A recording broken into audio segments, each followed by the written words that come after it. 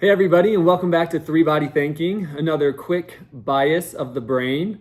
The theme song today, actually, come on over. I brought a band with me today. So a buddy of mine is actually, no, I don't have a band with me. So no theme song today, due to Three Body Thinking. Eventually, maybe someday I will do it, or just drop the gig altogether on the theme song, who knows. So today's cognitive bias is Barnum effect. And Barnum effect is why you believe what's in your horoscope. And if you believe what's in your horoscope because you know it's factually true and it's dead on almost every day you read it, that is because you are falling victim to the Barnum effects every time you read it. And could probably do an entire episode just on horoscope, where that comes from, how it was built up, all the pitfalls and fallacies and of astrology, and just how pseudoscience junk it all is.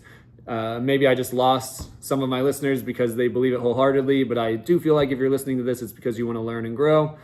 So maybe I haven't lost you quite yet. But just some quick fun facts for astrology. The position of the stars and the moons and the planets and the other galaxies that you think are stars, but they're really entire galaxies up there shining in the sky, have nothing to do with your personality traits, why you make decisions, your lifespan, who you marry, or anything else you want to attribute to them. The effects that you feel from gravity of the planet that you're on, Earth, and even objects within the room you're in, the gravity that they exert on you, and the electromagnetic field of the lights if you're born inside of a hospital or a house. All of these things have greater impact on you than Saturn does, which you can not feel at all. And everything affects everything. So it's not zero, it's there to some small degree. But again, the objects in the room that you're sitting in right now are affecting you more than Saturn is. So if you really want to believe in astrology, you should also read about why your book sitting on the top shelf made you do that thing in your job interview, because of its gravitational pull and how the light reflected off of it. So let's get into Barnum effects.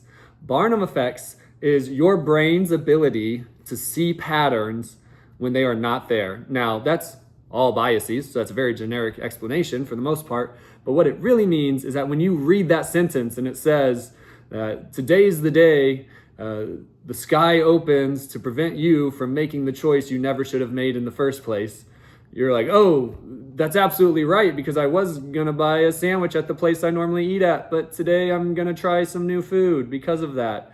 You're just searching for random reasons to see yourself in that information, and they are intentionally written. The good ones that people really follow, it's called pseudo-profound BS, is the technical term for it. And basically what it is it's something written to sound profound while also being insanely vague and loose so that almost anybody can see themselves in it. This is fortune cookies.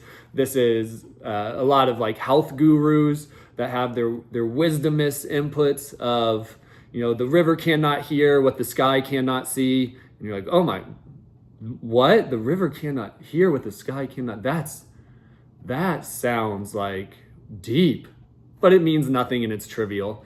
But if you wanted to tease apart that sentence for hours, I'm guaranteeing you that you could come up with some pretty deep meanings to what that actually means. And probably if you really wanted to, go build an entire religion on top of it.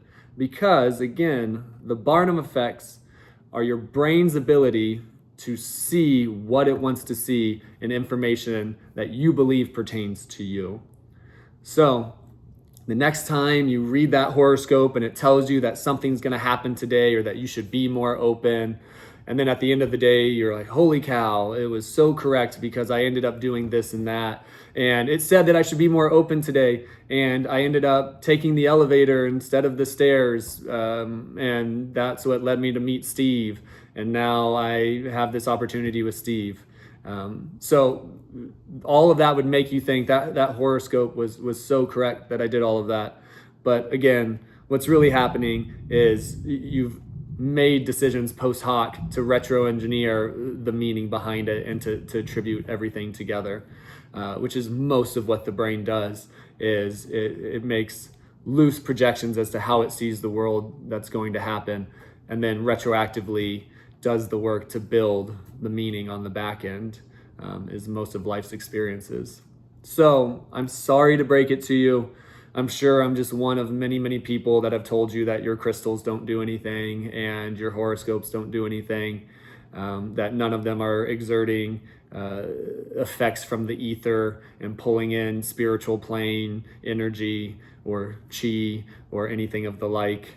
The more we get into all of that, and the more you go in with a lens specifically looking for the generalities, for the looseness, for the vagueness of what is said, and intentionally look at it from that perspective, I think the more you're going to find that nothing of what is said is actually specifically tied to you, and you could find 1 billion people on this planet, if not all of them, and give them that exact piece of information, and they would all feel like it ties specifically to them, like it was written for them. Because again, that is the whole point. They're designed to be that way. So the brain, in a wrap up, is designed for simplicity, is designed to trick you, because tricking you cuts calories. Cutting calories helps you survive.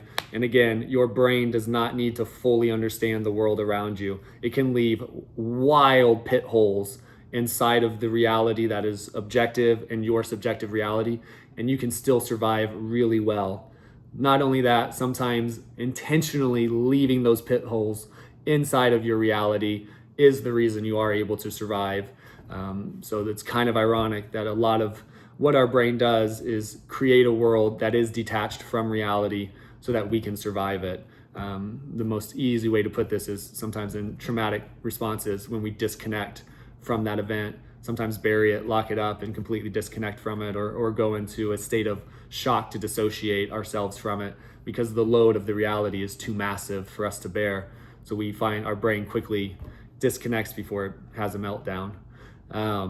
So yeah, I hope you learned something today. I hope the next time you read your horoscope, if you're deeply, deeply into it and you find it super productive, you take it with a little bit more of a grain of salt. And I'm not saying don't read your horoscopes. I'm just saying, do so with the intent of having fun with it. It's the same as reading a comic strip in the morning. It's the same as, reading a joke on a wrapper of a piece of candy. It has the same amount of depth of purpose and meaning as some health guru, again, saying that the trees will stand time as the sand falls from the wind. But if you're on a mountain, you'll never know either, which again means absolutely nothing because I just made it up. But if you really sat with it, you could make it mean a whole lot, which is your brain tricking you.